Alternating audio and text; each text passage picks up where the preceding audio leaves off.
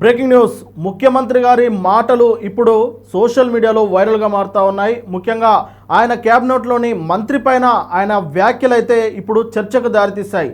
ముఖ్యంగా మహబూబ్ నగర్ జిల్లాలో ఇటీవల నిర్వహించిన సభలో మాట్లాడుతూ గతంలో ముఖ్యమంత్రి క్యాబినెట్లో మంత్రులుగా వ్యవహరించిన వారు ఇప్పుడు మంత్రులుగా పదవిని అనుభవిస్తున్న వారంతా కలిసి ముఖ్యమంత్రి గతంలో కేసీఆర్ను అడిగి ఒక్క ప్రాజెక్ట్ను కూడా ఈ గడ్డపై తీసుకురాలేదని చెప్పేసి ఆయన ఇండైరెక్ట్గా జూపల్లి కృష్ణారావునే అన్నట్లుగా ఆయననే టార్గెట్ చేసినట్లుగా ఇప్పుడు సోషల్ మీడియాలో చర్చ నడుస్తూ ఉన్నది.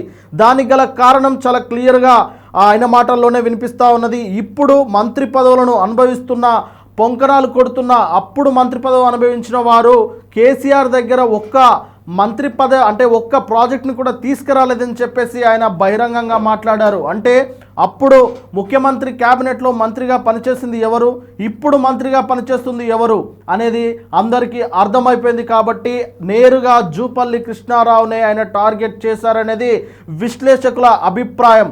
అయితే దీనిపై భిన్నాభిప్రాయాలు వ్యక్తమవుతుండొచ్చు. కానీ ఖచ్చితంగా ఆయనకి జూపల్లి కృష్ణారావుకి సీఎం రేవంత్ రెడ్డి గారికి మధ్య గత కొంతకాలంగా కోల్డ్ వార్ నడుస్తుందన్న టాక్ కూడా అందరికీ తెలుసు. ఒకానొక దశలో ముఖ్యమంత్రి గారి పీఠం నుంచి ముఖ్యమంత్రి రేవంత్ రెడ్డి గారిని సీఎం పీఠం నుంచి దింపేందుకు జూపల్లి కృష్ణారావు గారు కొన్ని వ్యూహాలు రచిస్తున్నారు అన్న వార్తలు కూడా అప్పుడు గుప్పుమన్నాయి. కాబట్టి ఈ గడ్డపైన మహబూబ్ నగర్ గడ్డపైన సీఎం రేవంత్ రెడ్డి గారి ప్రసంగంలో జూపల్లి కృష్ణారావు గారి పేరు ప్రస్తావించకపోయినా ఆయన్నే పరోక్షంగా టార్గెట్ చేశారనేది విశ్లేషకుల అభిప్రాయం. ఖచ్చితంగా క్యాబినెట్లో కొంత వారికి మధ్య కూడా కొంత గ్యాప్ ఉన్నదని కూడా విశ్లేషకులు అయితే భావిస్తూ ఉన్నారు. ఈ సందర్భంగా మహబూబ్ నగర్ గడ్డ పైన కాంగ్రెస్ ప్రభుత్వాలు ఉన్నప్పుడే ఈ ప్రాజెక్టులు తీసుకొచ్చాయి. బీఆర్ఎస్ హయాంలో ఒక్క ప్రాజెక్టు తీసుకురాలేదు.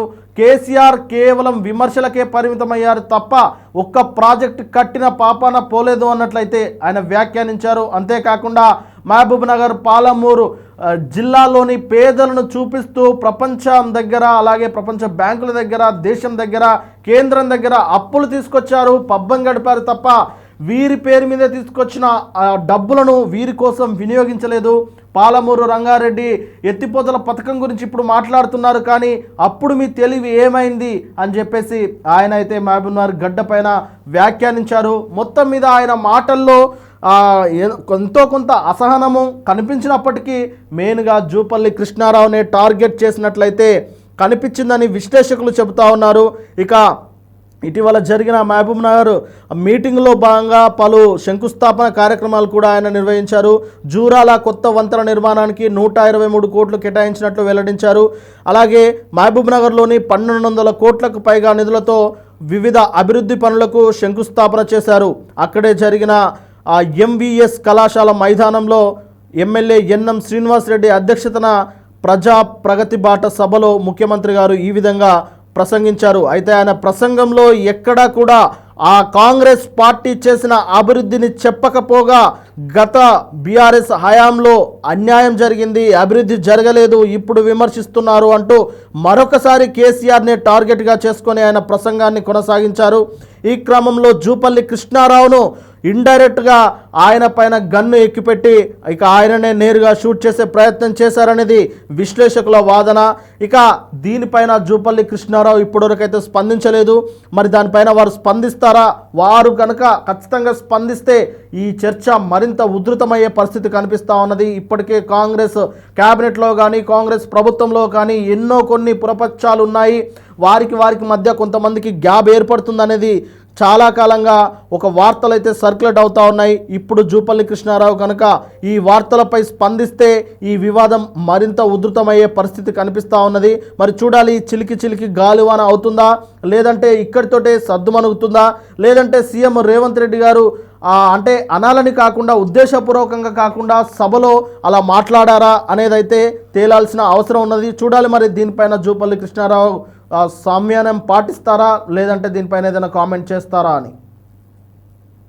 కొడుతున్న మంత్రులు ఆనాడు మంత్రులుగా పనిచేసారు. ఏ ఒక్క రోజైనా కేసీఆర్ దగ్గరికి వెళ్ళి ఈ ప్రాజెక్టులు పూర్తి చేయి, మా పాలమూరుకు నిధులు ఇవ్వండి అని ఏ ఒక్క రోజైనా అడిగినరా? ఇవాళ పొంకనాలు కొడుతున్న మంత్రులు ఆనాడు మంత్రులుగా పనిచేసారు. ఏ ఒక్క రోజైనా కేసీఆర్ దగ్గరికి వెళ్ళి ఈ ప్రాజెక్టులు పూర్తి చేయి మా పాలమూరుకు నిధులు ఇవ్వండి అని ఏ ఒక్క రోజైనా అడిగినరా? ఇవాళ పొంకనాలు కొడుతున్న మంత్రులు ఆనాడు మంత్రులుగా పనిచేసిను. ఏ ఒక్క రోజైనా కేసీఆర్ దగ్గరికి వెళ్ళి ఈ ప్రాజెక్టులు పూర్తి చేయి మా పాలమూరుకు నిధులు ఇవ్వండి అని ఏ ఒక్క రోజైనా అడిగినరా?